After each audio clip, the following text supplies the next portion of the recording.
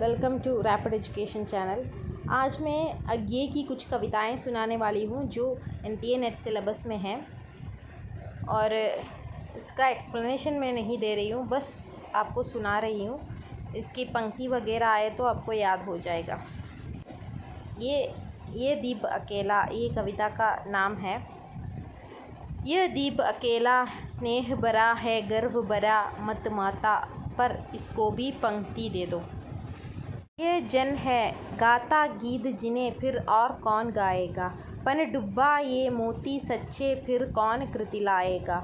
यह समिधा ऐसी आग हटीला बिरला सुलगाएगा, यह अद्वितीय यह मेरा यह मैं स्वयं विसर्जित। यह दीप अकेला स्नेह भरा है, गर्व भरा मत माता, पर इसको भी पंक्ति दे दो।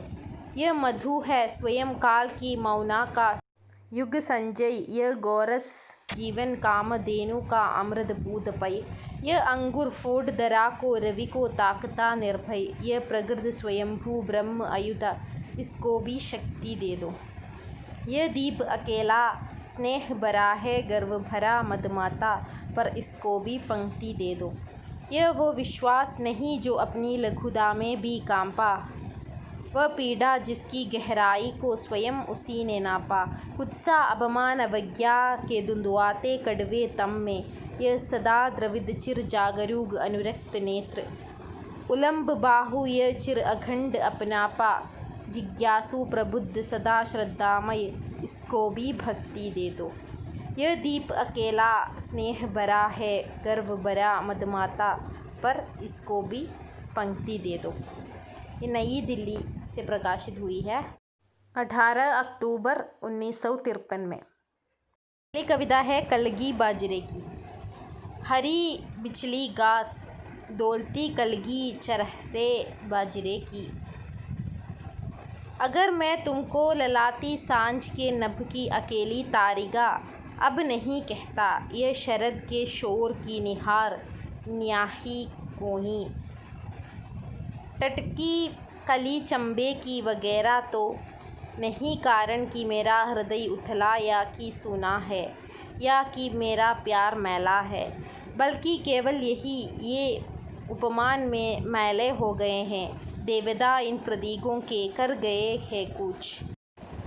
कभी बासन अधिक घिसने से मुलम्मा छूट जाता है, मगर क्या तुम नहीं पहचान पाओगी, तुम्हारे रूप के तुम हो निकट हो इसी जादू के, निजी किसी सहज गहरे बोध से, किसी प्यार से मैं कह रहा हूँ। अगर मैं यह कहूँ बिजली घास हो तुम, लहलहाती हवा में कलगी चरहरे बाजरे की, आज हम शहरातियों को पालतू मलंज पर सांवरी जूही के फूल से, सृष्टि के विस्तार सा ऐश्वर्य का औदात्य का, कहीं सच्चा कहीं प्यारा एक प्रतीक बिचली घास है, या शरद की सांझ के सूने गगन की पीठिका पर दौलती कलगी अकेली बाजरे की। और सचमुच इन्हें जब जब देखता हूँ, यह खुला वीरान संस्कृति का घना ओ सिमट आता है और मैं एकांत होता हूँ समर्पित। शब्द जादू है मगर क्या समर्पण कुछ नहीं है।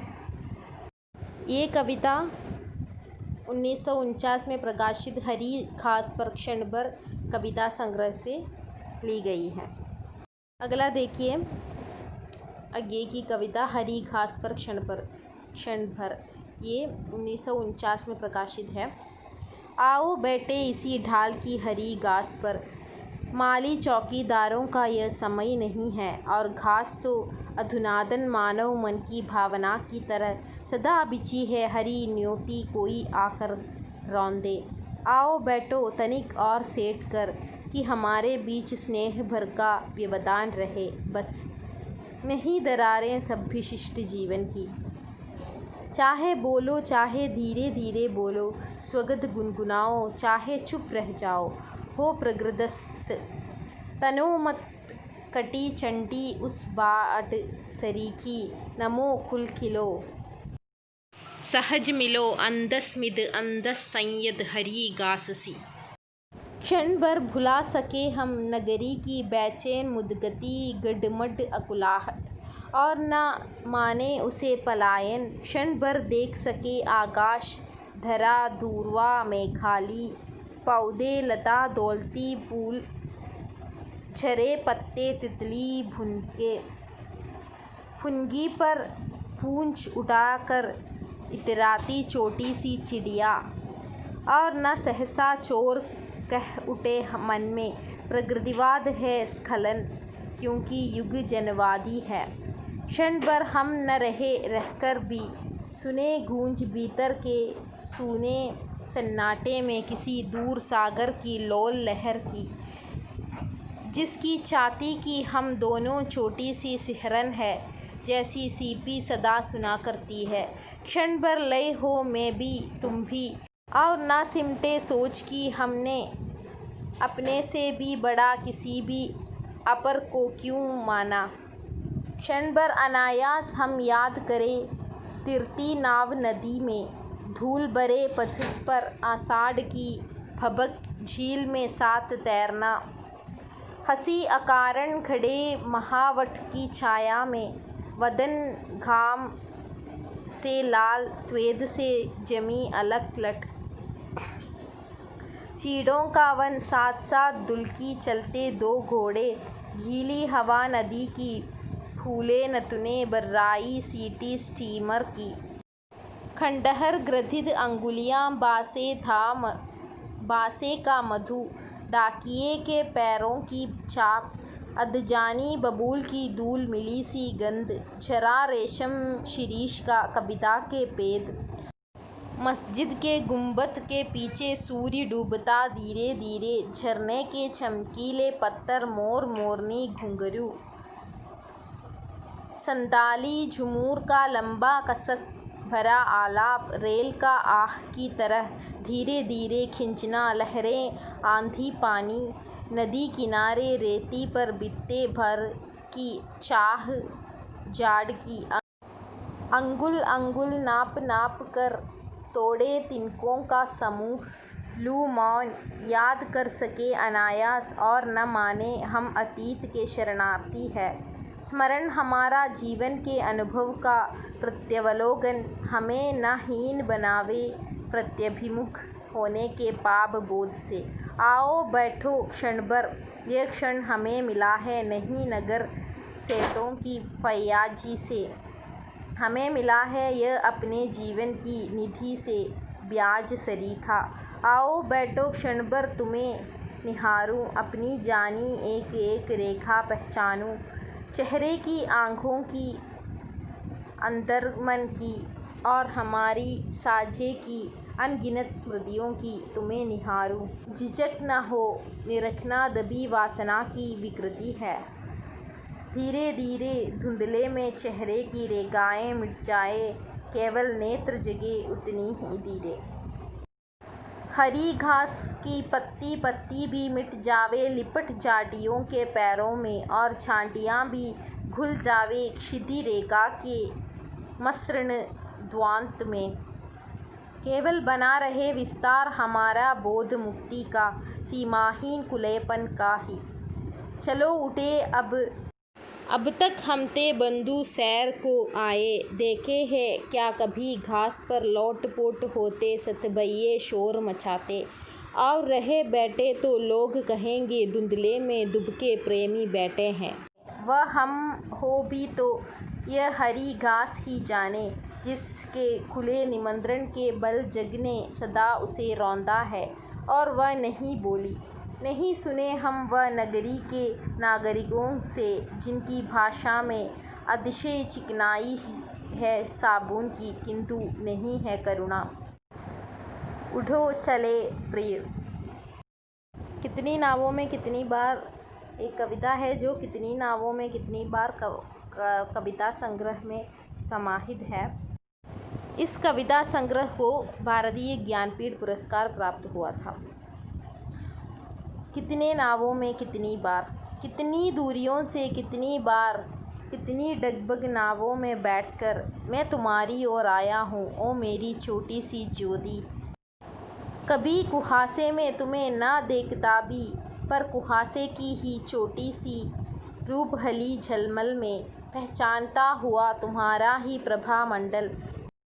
कितनी बार मैं धीर आश्वस्त अक्लांत ओ मेरे अनबुझे सत्य, कितनी बार ओ कितनी बार कितने जगमग जहाज मुझे खींच कर ले गए हैं कितनी दूर, किन पराये देशों की बेदर्द हवाओं में, जहाँ नंगे अंधेरों को और भी उघाड़ता रहता है एक नंगा तीखा निर्मम प्रकाश, जिसमें कोई प्रभा मंडल नहीं बनते, केवल चौंधियाते तथ्य तथ्य तथ्य, सत्य नहीं अंतहीन सच्चाइयाँ। कितनी बार मुझे खिन्न विकल संत्रस्त, कितनी बार।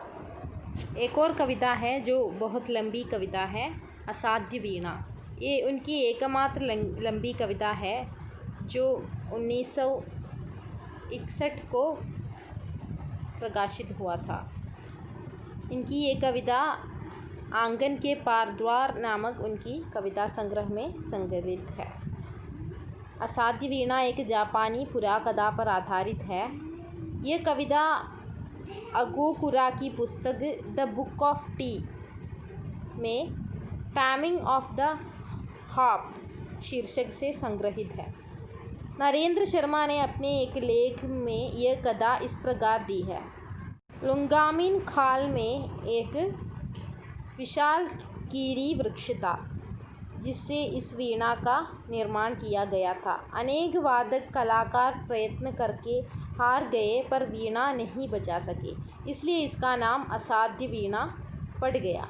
अंत में बीनकारों का राजकुमार पीवो ही उस वीणा को साध पाया।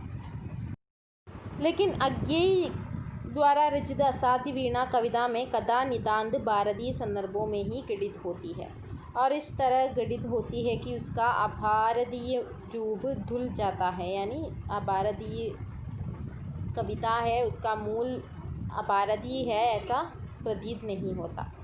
उनकी कविता की कहानी है। किरीटी नामक वृक्ष से यह वीणा वज्रकीर्ति ने बनाई थी, लेकिन राज दरबार के समस्त कलावंद इस वीणा को बजाने का प्रयास करते हुए बार बार हार गए, किंतु सबकी विद्या व्यर्थ हो गई, क्योंकि यह वीणा तभी बजेगी जब कोई सच्चा साधक इसे बजा सकेगा। अंत में इस असाध्य वीणा को केशकम्बली प्रियंवद ने साध कर दिखाया।